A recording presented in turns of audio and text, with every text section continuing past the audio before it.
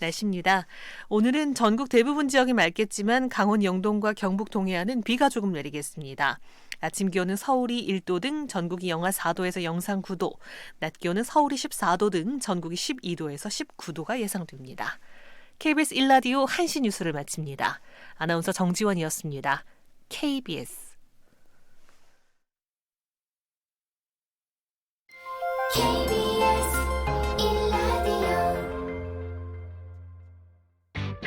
야, 왜?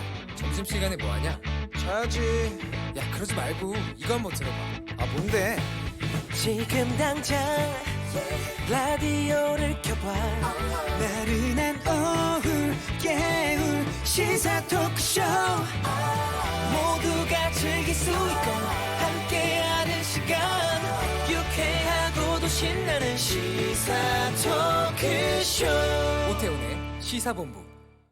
KBS 1라디오 오태훈의 시사본부 2부 시작합니다. 청취자 여러분들의 참여 기다리고 있습니다. 샵 9730 우물정 9730번으로 방송 중에 의견 보내주시면 반영하겠습니다. 짧은 문자 50원, 긴 문자 100원, 어플리케이션 콩은 무료로 이용하실 수 있고 팟캐스트와 콩 KBS 홈페이지를 통해서 다시 들으실 수 있습니다. 유튜브에서 1라디오 아니면 시사본부 이렇게 검색하시면 영상으로도 만나실 수 있고 유튜브 댓글로도 의견 남겨주실 수 있습니다. 촌철살인의 명쾌한 한마디부터 속 터지는 막말까지 한 주간의 말로 정치권 이슈를 정리하는 시간입니다. 각설하고 출발하겠습니다.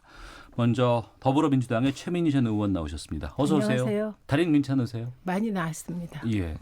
안 좋으셨다고 지난주에도 네, 한 2주 정도 진통제를 먹어야 될 정도였으니까 좀 많이 다쳤어요. 네. 그리고 자유한국당의 김용남 전 의원 나오셨습니다. 어서 오십시오. 네, 안녕하세요. 김용남입니다. 네, 오늘 김용남 의원께 제가 여쭐 게 좀 많이 있습니다. 아, 그래요? 당내 상황도 그렇고 어제 기자회견 부분도 그렇고. 예, 알겠습니다. 네, 다양한 의원님 의견 지난주에 좀. 제가 안 나와서 섭섭하셨죠? 예, 무지하게 섭섭했어요. 라기보다 무서웠어요, 좀. 오늘 이 두 분이 왜 그러실까? 무서운 분이 나와갖고 자, 무서웠어요. 본격적인 말씀을 좀 나누기 전에 지금 그 최민희 의원께 질문 드릴 게 있어요. 지금 댓글이 막 수천 개가 달려서 아, 그래요? 예, 지금 아유, 네. 제목은 검찰 개혁 위기 왜 조국 털었는지 알겠다라는 기사에 지금 아유, 수천 개 네, 댓글이 네. 달려 있고 지금 네. 많이 본 뉴스에도 지금 올라가 있는 어머나. 상황인데 검찰이 개혁에 적극적이지 않다 이렇게 지적하신 거잖아요. 그러니까 지난번에 네. 그 촛불 집회 있고 그리고 검찰 스스로도 개혁안 막 내놨었잖아요. 네. 그리고 특히 그 특수부 수사 축소, 직접 수사 축소 이런 것도 내놨었고 여러 가지 내놨었는데 그 부분이 조금 후퇴하는 듯한 분위기도 있고 검찰 내부에서 스스로 검찰 개혁에 대해서 네, 좀 그런 분위기도 있고 또 국감 이제 후속으로 국감이 진행되잖아요. 예. 그런데 거기서 법무부의 태도도 조금 좀 뭐랄까요?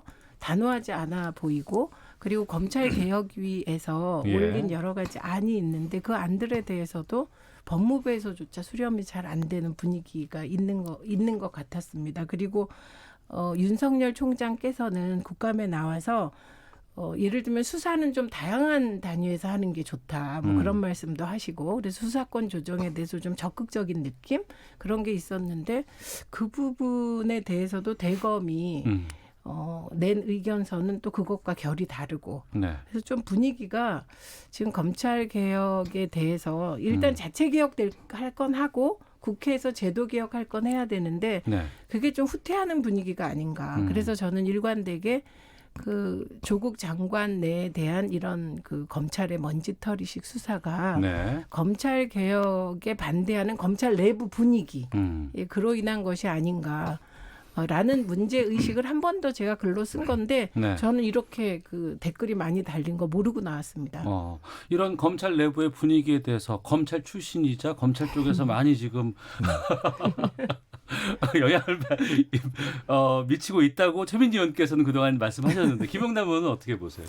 아니, 조국 그 전 장관 수사 관련해서 먼지털이식 수사를 자꾸 말씀하시는데 세상에 그렇게 큰 먼지가 어디 있는지 좀 궁금하고요. 예. 큰 먼지는 히트 상품이에요. 그 검찰 소위 개혁 방안이라고 발표된 것 중에 역행하는 부분이 있는 거는 틀림없는 사실이죠. 왜냐하면 소위 얘기하는 그 개선 방안에 네. 검찰의 직접 수사를 축소하고 자제하는 방안이 있었잖아요. 그런 의미에서 특수부도 전국에 3곳만 남겨두고는 폐지한 것이고, 예. 그래서 직접적인 수사는 경찰에 맡기고, 그리고 보안 수사 내지는 이제 수사 지휘를 통해서 어떤 그 사법작용을 조정하는 방향으로 나가는 줄 알았더니 최근에 그 기사를 보고 깜짝 놀랐어요. 그러니까 세월호 진상조사와 관련해서 검찰에서 특수단을 만들었어요. 예, 예. 특수부는 폐지하면서 특수단을 또 새로 만들었어요. 이게 뭔지 모르겠어요. 그러니까 저도 방향성이 헷갈려요. 왜냐하면 소위 얘기하는 검찰 개혁 방안이라고 하면서 검찰의 직접 수사를 축소하고 폐지하는 방향으로 나가겠다고 하면서 벌써 서울 어디야? 대구, 광주 빼고는 특수부 다 없애버렸잖아요. 예. 없어졌거든요. 근데 특수부보다 더한 특수단을 만들어 갖고 또 해요. 그러려면 특수부를 뭐 하려고 없앴어요. 앞뒤가 안 맞지 이거는. 그러니까 그 문재인 정부에서 죄송합니다. 오늘 목소리가 제가 좀 갈라져서. 근데 참을 수 있습니다. 예. 참아주셔서 감사합니다. 예, 고맙습니다. 문재인 정부에서 추진하고 있는 검찰 개혁이 사실상 내용이 시대에 역행하는 개혁이다라는 말씀을 제가 드렸는데 네. 그마저도 방향이 서로 충돌해요. 이 정부 내에서 앞에 한 얘기하고 뒤에서 벌어지고 있는 일하고. 저도 모르겠어요. 뭐 하자는 건지. 예. 이 부분에 대해서는 저희가 따로 시간을 길게 좀 얘기할 건 아닌데 예. 어쨌든 저 말씀에 동의합니다. 음. 그 주제가 세월호라고 해서 네. 특수수사단을 만드는 게 안 맞아요. 그러니까 이거는 검찰개혁에 본인들이 얘기한 검찰개혁 방향과도 맞지 않는다에 동의합니다. 그래서 그게 세월호 수사라고 해서 그런 검찰개혁에 역행하는 게 맞느냐? 아니라고 생각하고요. 그리고 지금 국민들께서 요구하는 건 물론 세월호 재조사도 있습니다만 예. 죄송하지만 자유한국당의 패스트트랙 위반 의원들 그리고 계엄령 문건 관련 수사에 대해서 답을 요구하는데 갑자기 세월호를 가지고 특수수사단을 만드니 이거는 여야가 한 목소리로 검찰 개혁의 후퇴 자신들이 내건 그 개혁안의 후퇴를 지적해야 되지 알겠습니다. 않을까 합니다. 민주당에서 그런 목소리를 내주세요. 저희 쪽은 제가 낼게요. 자, 자유한국당 말씀을 좀 들어보도록 하겠습니다. 어제였습니다. 자유한국당 황교안 대표가 긴급 기자회견을 열어서 보수대 통합에 대해서 여러 발언을 하셨는데요. 먼저 그 입장을 듣고 출발하도록 하겠습니다.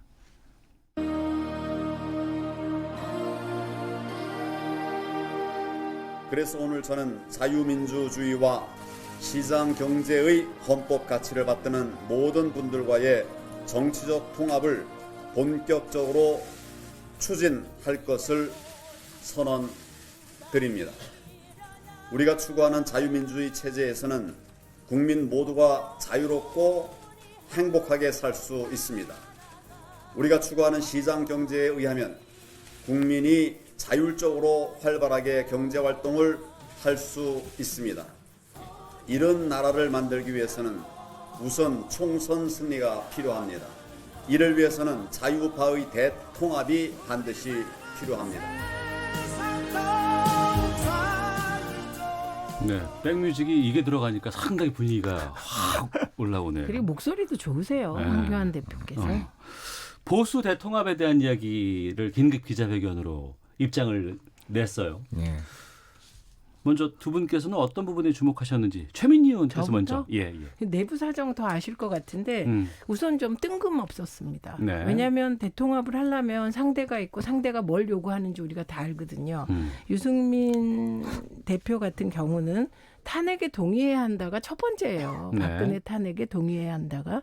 그리고 대한애국당은 박근혜 대통령 탄핵을 우리공화당. 예. 우리공화당은 박근혜 대통령 탄핵을 주도한 오적을 자르고 시작하자거든요. 네. 그러면 적어도 보수 대통합을 발표할 땐 보통은 양쪽을 미리 만나서 어느 정도 조율이 되고 발표하는 거거든요. 근데 지금 보면 그런 게 없었던 것 같아요. 그래서 뜬금없어서 결국은 지금 박찬주 전 대장 등 인재 영입으로 지금 좀 역풍이 일고 있지 않습니까? 네. 그것을 희석하기 위한 국면 전환용이다라는 비판이 나올 수밖에 없는 것 같아요. 뜬금없었고 국면 전환용이 아니냐 이렇게 질문을 하셨는데 김영남 의원께서 좀 말씀해 주세요. 뭐 틀린 말씀은 아니죠. 뭐 오늘 뭔가 일단은 오늘 이 분위기 좋다. 좀 묘하죠.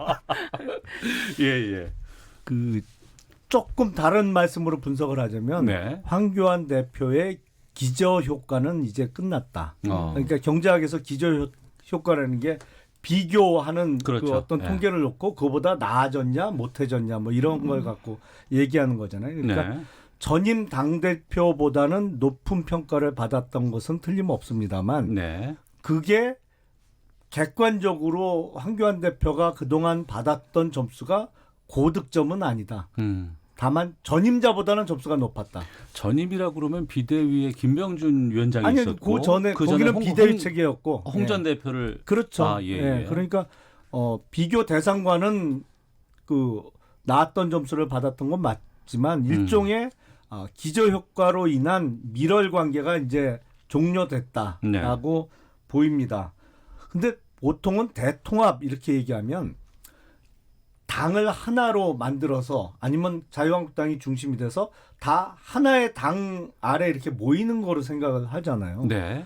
근데 지금 그럴 수 있는 상황은 아니거든요. 그리고 그럴 필요성도 저는 없다라고 생각을 합니다. 특히 자유한국당 쪽에서는. 예, 말씀드립니다만 이게 선거법이 어떻게 처리되느냐에 따라서 룰에 따라서 사실은 선거 결과를 놓고 보다 나은 결과를 얻을 수 있는 네. 어차피 내년 총선은 진영 대 진영의 대결로 갈 수밖에 없기 때문에 자유한국당 진영 쪽이 최대한 많은 의석을 확보할 할 수 있는 그런 그 선거 구도를 가져가야 되기 때문에 네.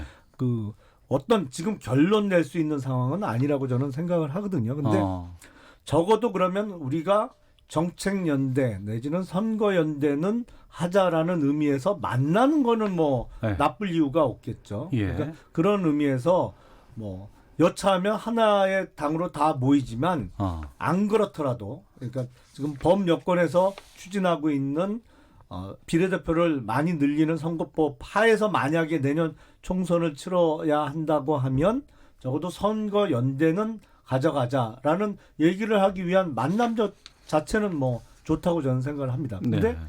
그 시기에 있어서는 저도 최민희 의원님하고 그 공감합니다. 예. 선거법 개정이라는 절차가 지금 남은 상황에서 먼저 이게 제안이 지금 들어간 상황이기 때문에 정말 정리하기가 쉽지 않을 것 같다는 생각은 좀 드네요.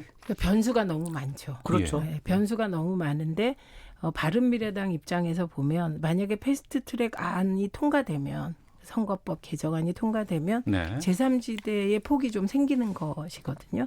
그런데 패스트트랙 안이 통과가 안 될 경우는 정말 깝깝한 거죠. 네. 그런데 또 바른미래당의 경우는 또 하나의 변수가 유승민 대표 혼자서 바른미래당 지분 전체를 갖고 있는 게 아니잖아요. 네. 더 대주주가 계세요. 그분이 안철수 전 대표. 근데 열심히 먼 데서 뛰고 계시죠 지금. 근데 그 메시지를 네. 안철수 대표가 막 통합 논의도 있고 들어오라고 했는데 마라톤 하는 장면을 내보낸 걸 저는 마라톤은 100m 달리기가 아니잖아요. 그렇죠. 긴 호흡으로 뛰는 거잖아요. 네네. 그래서 저는 그 메시지가 대선 많이 남았다.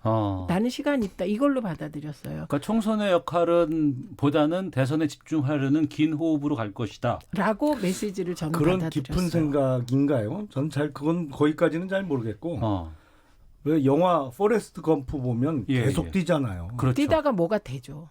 계속 뛰다 보니까 네. 좋은 일이 네, 생기잖아요. 네, 네. 뒤에 지지자가 붙죠.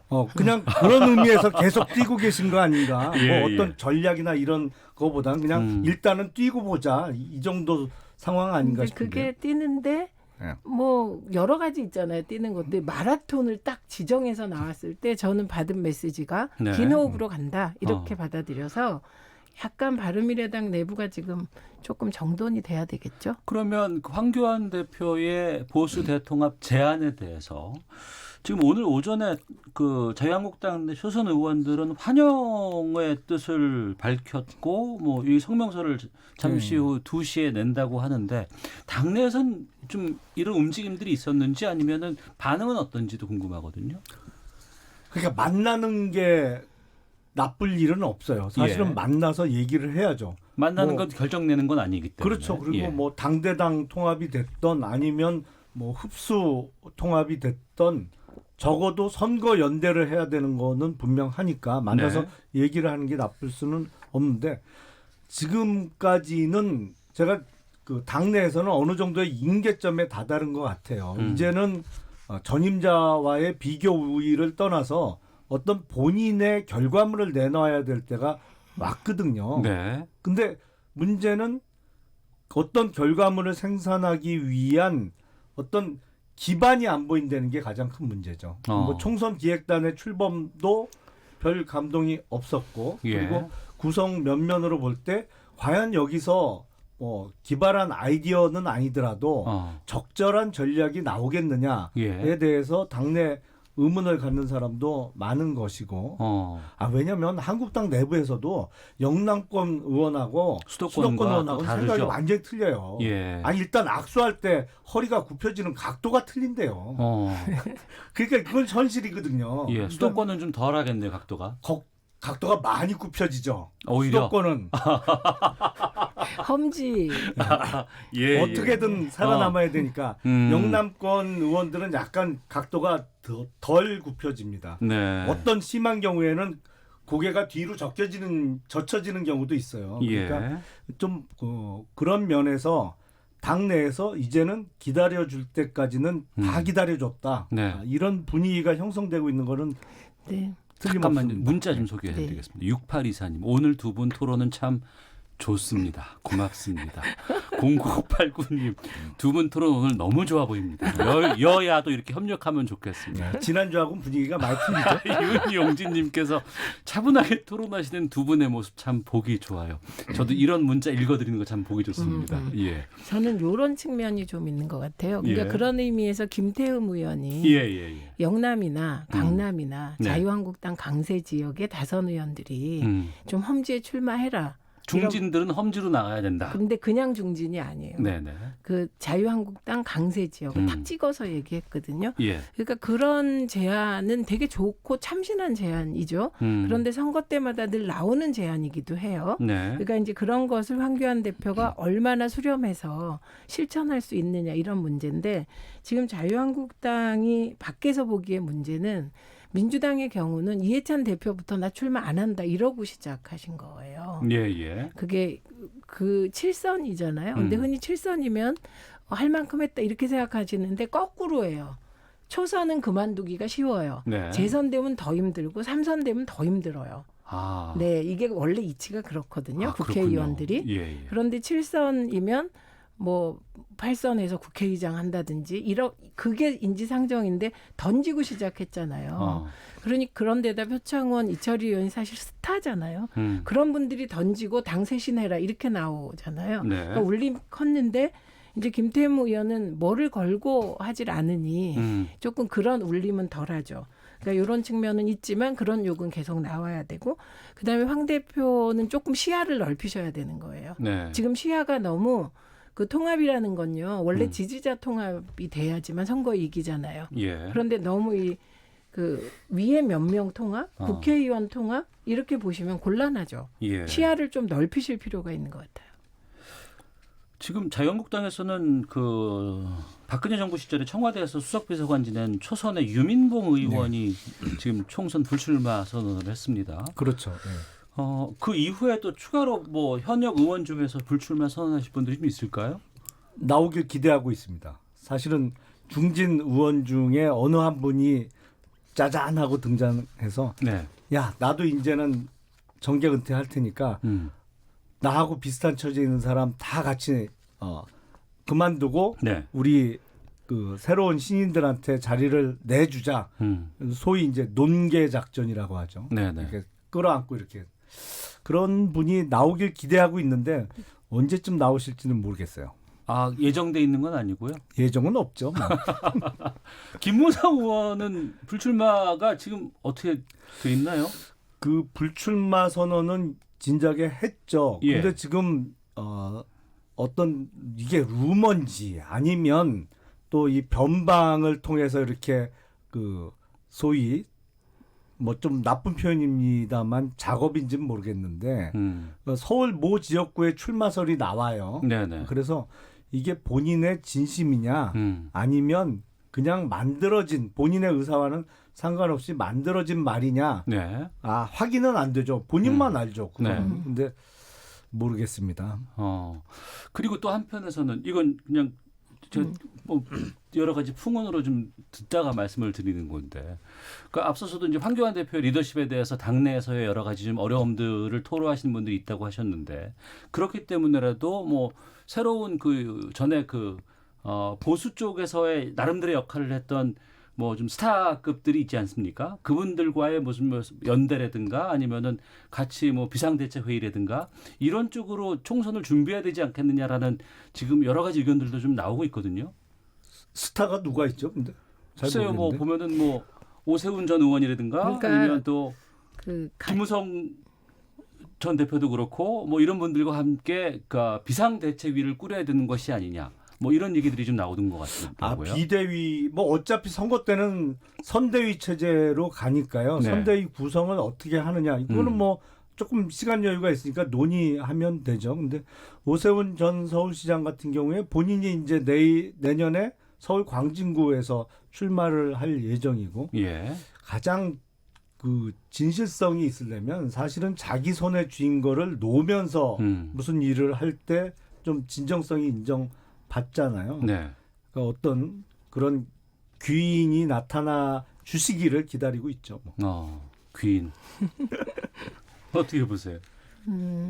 근데 이런 건 있어요. 같은 당에 속해 있다 보면 사람 귀한 줄을 모르는 측면은 있습니다. 네. 그러니까 저희가 밖에서 보기에는 뭐 오세훈 전 시장도 그렇고 유승민 전 대표도 그렇고 괜찮은 분들이 있는 것 같아요. 그런데 이제 같이 있으면 더 잘 알면 너무 세세히 아셔서 그런 게 아닐까 네. 싶고요. 그다음에 그러니까 민주당이 이번엔 확실히 그 포석을 잘 두고 있는 거죠. 예를 들면 권역별 선대위원장 한다는 거 아닙니까? 그래서 대구는 김부겸 의원이 하고 부산은 김영춘 의원을 그런 식으로 이렇게 잘 이렇게 짜가고 있잖아요. 네. 그리고 아마 또 중진 현역 의원들 비롯해서 한 10명쯤이 지금 불출마 선언할 거다. 이런 얘기가 나오고 있지 않습니까? 그러니까 그 쇄신하고 그다음에 총선 기획당 구성하고 그다음에 의원들이 물러나주고 희생하는 모습을 보이는 요 초반부에 있어서는 아무래도 민주당이 조금 잘 짜고 있습니다. 근데 중요한 건 늘 긴장해야 되는 게 이 계획 짠다고 그렇게 되는 게 아니거든요. 아직 총선은 내년 4월이니까요. 그렇죠. 예. 그래서 약간 황교안 대표의 경우는 이제 결국은 경쟁이 두 군데서 되잖아요. 현역 의원을 몇 프로 물갈이 하느냐. 이게 예. 하나 있고 다른 하나는 인재 영입에서 결판이 나잖아요. 그런데 이제 인재 영입이 초기부터 삐걱거리는 건 저희가 보기에는 약간 신앙과 그다음에 이념과 요런 틀에 갇혀 있는 게 아닌가 하는 우려를 합니다. 알겠습니다. 큰일 났네. 민주당 중진이 10명이 출마 포기한다 그러면 한국당은 한 20명은 해야 될 텐데 이거 20명 채우려면 바쁘겠는데요. 아니면 이렇게 자르는 방법도 있습니다. 사실은 제가 두 분 말씀을 잘라드리겠습니다. 각설하고 헤드라인 뉴스 듣고 계속해서 이어가도록 하겠습니다. 충북 진천에서 한 남성이 문중 제사를 지내던 사람들에게 인화물질을 뿌리고 불을 내 다수의 사상자가 발생했습니다. 이 불로 1명이 숨졌고 11명이 크고 작은 부상을 입어 소방헬기 등을 통해 인근 병원으로 분산 이송됐습니다. 인화물질을 뿌린 남성은 방화 뒤 독극물을 마셨고 현재 병원 치료를 받고 있습니다. 더불어민주당 이인영 원내대표는 황교안 자유한국당 대표가 보수 통합을 제안한 데 대해 일방통행식 뚱딴지 제안이라고 비판했습니다. 자유한국당 김병준 전 비대위원장은 한국당 내 인적쇄신 요구와 관련해 인적쇄신은 선수 문제가 아니다라면서 당 지도부가 지도 역량을 강화해 국민이 받아들일 수 있는 명분, 원칙 기준을 하루빨리 마련해야 한다고 밝혔습니다. 대한의사협회가 일부 암 환자들의 동물용 구충제 펜벤다졸 복용에 대해 임상적으로 안전성이 입증되지 않았다며 권장할 수 없다고 의견을 냈습니다. 펜벤다졸은 기생충 치료제로 미국에서는 동물에게만 사용이 승인됐습니다. 지금까지 라디오 정보센터 조진주였습니다. 이어서 기상청의 최영우 씨입니다. 네, 미세먼지와 날씨 정보입니다. 현재 전 권역의 미세먼지 농도는 아주 무난한데 오늘 예보상으로는 강원 영서가 나쁨 예보가 나와 있고요. 현재는 무난한 편입니다. 그리고 초미세먼지 농도 상황은 역시 중부 내륙으로 약간 약간은 좋지 않은 곳이 보이는데요. 그래도 오늘은 좋은 곳이 더 많은 편이고요. 오늘 충북은 이른 오후까지 좀 나쁠 수 있고 그 밖에 일부 중부 내륙도 약간 농도가 높을 가능성이 있습니다. 강원 영서도 나쁘고요. 다른 지역은 보통이 되겠습니다. 한편 맑은 하늘 쭉 모레까지 예보 나와 있는데 동쪽 지역은 좀 다릅니다. 강원 영동과 경북 동해안은 오후부터 흐려지고요. 가끔 비가 오겠고 높은 산지는 눈으로 내릴 수 있겠습니다. 내일도 아침까지 동해안 흐린 가운데 경북 동해안 곳에 따라 비가 좀 더 내리겠고요. 모레도 강원 영동은 낮 동안 비 소식이 들어 있습니다. 기온 분포의 변화도 크겠습니다. 오늘 서울의 낮 기온 14도 등 전국이 12도에서 20도로 역시 어제보다 2, 3도 떨어지고 평년과 거의 엇비슷하거나 약간 높은 정도인데요. 이제 바람이 불어주기 때문에 이 찬바람이 계속해서 체감 온도를 떨어뜨리겠습니다. 오늘 서해안 바람은 강하고 그 밖의 지역도 약간 강한 가운데 입동인 내일 아침 서울이 1도로 올가을 최저 기온을 기록하겠고요. 파주는 영하 4도까지 떨어지는 등 영하권의 내일 아침 기온이 상당히 많겠습니다. 옷 따뜻하게 챙겨 입으셔야 되겠고요. 주말 휴일도 아침에는 좀 춥겠고 이후로 다음 주 목요일 수능 추위도 현재 예상이 되는 상황입니다. 지금 서울 기온은 13.3도입니다. 지금까지 미세먼지와 날씨 정보였고요. 계속해서 이 시각 교통 상황은 KBS 교통정보센터의 김한나 씨가 정리해드립니다. 네, 스마트폰을 보거나 졸음운전으로 단 2, 3초만 앞을 못 봐도 바로 사고로 이어질 수 있습니다. 서울 시내는 강변북로 구리 방향으로 한남대교 부근 1차로에서 추돌 사고를 처리하고 있고요. 서강대교부터 정체되고 있습니다. 강남 순환도로는 성산 쪽으로 봉천터널 안에서 사고가 발생했는데요. 현재 2개 차로가 막혀 있어서 혼잡한 상태입니다. 고속도로는 경부고속도로 부산 방향으로 옥산 부근 1km 정체는 작업 때문이고요. 사고가 있었던 청주 분기점 부근에서 밀리고 있습니다. 영동고속도로는 인천 쪽으로 군포 부근과 서안산 부근 이렇게 두 군데 고장난 차가 서 있는데요. 특히 군포 부근에 서 있는 고장난 화물차 때문에 1km 구간을 지나기가 어렵고 반대 강릉 쪽은 작업을 하는 새마을 부근에서 2km 답답한 흐름입니다. 오늘도 배려하고 양보하는 마음가짐으로 안전운전하시기 바랍니다. KBS 교통정보센터였습니다.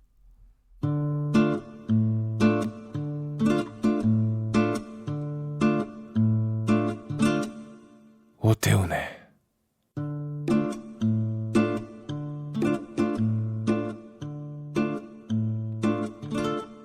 시사본부. 네, 목요일 각설하고 더불어민주당의 최민희 전 의원, 자유한국당 김용남 전 의원과 말씀 나누고 있습니다. 지금 그 유은혜 교육부 장관이 고교 서열화 해소 그리고 일반고 역량 강화 방안을 발표를 하고 있거든요. 뉴스 속보가 지금 나오고 있는데 잠깐 말씀드리고 두 분과 계속해서 이야기 이어가도록 하겠습니다. 지금 초등학교 4학년이 고등학교에 들어가는 2025년부터 자율형 사립고, 자사고죠. 외국어고, 국제고가 모두 사라지고 일반고로 바뀝니다. 그러니까 초 4학년이 고등학교로 들어가는 2025년부터 그 이후에는 기존 외국어고는 학교 명칭을 그대로 쓰면서 특성화된 외국어 교육 과정을 그대로 운영할 수 있습니다. 하지만 학생 선발 권한이 없어지고 다른 서울 시내 학교처럼 학생 선택에 따라서 지원해서 배정하는 방식으로 바뀐다는 점들 지금 발표를 하고 있습니다. 저희가 이 내용들은 저희가 뭐 다음에 따로 좀 시간을 좀 들여서 계속해서 좀 말씀 나누겠고요. 주어진 저희가 그 녹음물이 있죠. 듣고 계속해서 두 분과 함께 말씀 교육 문제는 이어가도록 한마디 하겠습니다. 안 해요? 한마디씩 하실까요? 먼저 김영남 의원님. 일단 이 정부의 핵심 실세들인 586들의 자녀들이 이제 고등학교는 다 졸업했죠. 특목고도 나오고 자사고도 나오고 다 대학은 들어갈 나이가 됐죠. 지금 50대 중후반들이니까. 네. 보기에 따라서는 전형적인 사다리 걷어차기로 보일 가능성이 매우 높습니다. 자기는 사다리 타고 올라간 다음에는 그 자기 다음 세대는 못 올라가게 사다리 걷어차 갖고 혼자만 올라가 있는 형국이 될 가능성이 있고 뭐 그거는 중요한 얘기는 아닙니다만 사실은 교육의 다양성이라는 측면에서 일괄적으로 이렇게 국가가 나서서 일반고로 전환하는 게 과연 옳으냐. 그리고 공교육이 과연 그때까지는 정상화될 자신이 있으면서 이런 정책을 발표하는 거냐라는 의문이 들고요. 그리고 수월성 교육을 이렇게 쉽게 포기하는 나라가 있을까요? 저는 너무 졸속 정책 같은데. 졸속 정책이다라고 의견 주셨고요. 최민희 의원께서는요. 그 우선 사다리가 이미 없습니다. 대한민국에는 교육을 통해서 신분 상승이 되는 그런 사다리가 없어진 상황이라 그 586의 자녀들이 그럼 끝났게요, 나라가. 특목고, 자사고 뭐 이렇게 그 나왔는지를 잘 모르겠어요. 저도 아닌데. 네. 네, 그래서 그거는 조금 의원님이 그냥 반대한다 이렇게 받아들이면 될 것 같고, 그다음에 이제 수월성 교육의 폐해가 너무 크기 때문에 네. 그에 대한 문제 제기가 많고, 그래서 그 시작이 어딘가 봤더니 특목고 자사고로부터 시작됐다는 문제 인식이 많았고, 그리고 애초에 특목고 자사고에 대한 반대가 굉장히 높았습니다. 예, 그래서 한번 좀 다시 고등학교 전체를 상향시키는 쪽으로 가보자라고 생각하는 것 같은데, 네. 저는 교육 문제에 관한 한은 이렇게 한마디로 얘기하긴 어렵지 않나 싶습니다. 예, 준비된 인서트 듣고 말씀 나누겠습니다. 그날 정의용 실장과 나경원 의원의 원내대표와의 그 발언 속에서 된 얘기에 불쑥이가 끼어든 건 100번째가 잘못된 겁니다. 그거에 대한 책임을 지라면 저는 얼마든지 져야 될 위치입니다. 그런데 되돌아 그날 하루 종일 다시 한번 영상을 돌려보고 내보십시오. 그냥 마이크 앞에 불러서서 질의해 놓고 안 듣거나, 7분 질의해 놓고 답변하라 해놓고 답변 기회도 안 주거나, 또 답변을 했는데 어거지다 이런다거나. 도대체 이 회의 진행에 대해서 저는 한 번쯤 국회가 생각해 줬으면, 여야가 아닙니다, 이것은. 지난주 금요일 국회 운영위 국감에서 소동이 있었고, 그 이후에 국회를 찾았다가 자유한국당 보이콧으로 허탕치게 된 강기정 정무수석의 발언 듣고 왔습니다. 100번 잘못했다. 그럼에도 좀 약간의 감정이 좀 이렇게 느껴지기도 하고요. 어떻게 들으셨는지 이건 김영남 의원께서 먼저 말씀해 주셔야 될 것 같습니다. 이건 사과가 아니죠. 사과 사과한 게 아니죠. 음. 100번 잘못했습니다. 거기서 끝났으면 사과로 들을 수 있겠지만 그 방점은 그 뒤에 찍혀 있는 거잖아요. 네. 근데 니들이 잘못하니까 내가 그랬지, 내가 괜히 그랬냐, 이런 투인데. 네. 그 지난 금요일 날 국회 운영위에서 있었던 청와대 상대로 한 국감 장면을 보면 지금 청와대 구성원들이 얼마나 국회와 국민을 무시하고 업무를 태만히 하고 있는지 단적으로 드러납니다. 그날 이호승 경제수석은 내년도 예산 기준 경제성장률 전망치도 모르고 대답을 못했죠. 얼버무리고. 네. 그리고는 급기야 정의용 안보실장 답변 과정에서는 강기정 정무수석이, 그것도 딴 사람도 아니고 정무수석이 확 내질렀어요. 아니, 경제수석이 경제성장률 전망치를 모르고 있는 것도 황당한데, 적어도 평소엔 몰랐더라도 국감장 나올 때는 준비를 하고 나왔어야죠. 국감 준비를 하나도 안 하고 그냥 덜렁덜렁 몸만 늘 나온 거잖아요. 그것도 이해할 수 없는 상황인데 급기야 강기정 정무수석은 아니 청와대 참모가 국회 운영위를 상대로 혼을 내요?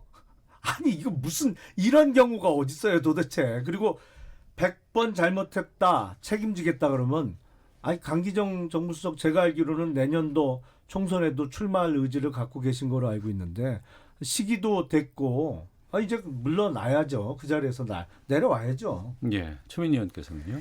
우선 그 경제수석이 답변을 못한 이유는 그 질문하시는 의원께서 기준점을 안 정해주고 얘기했기 때문이에요. 질문한 의원이 송원석 의원인가요? 네, 그분도 아니에요. 전문가예요. 무슨 얘기냐면 그 IMF나 국제경제기구가 전망치를 자꾸 조정을 한 거예요. 예. 그래서 그거에 대비해서 우리나라를 비교해야 되는데 그 기준점에 따라 비교 수치가 달라지니까 이제 경제수석이 사실은 생각해 보시면요. 경제수석이 그거 모르겠습니까? 저도 아는데.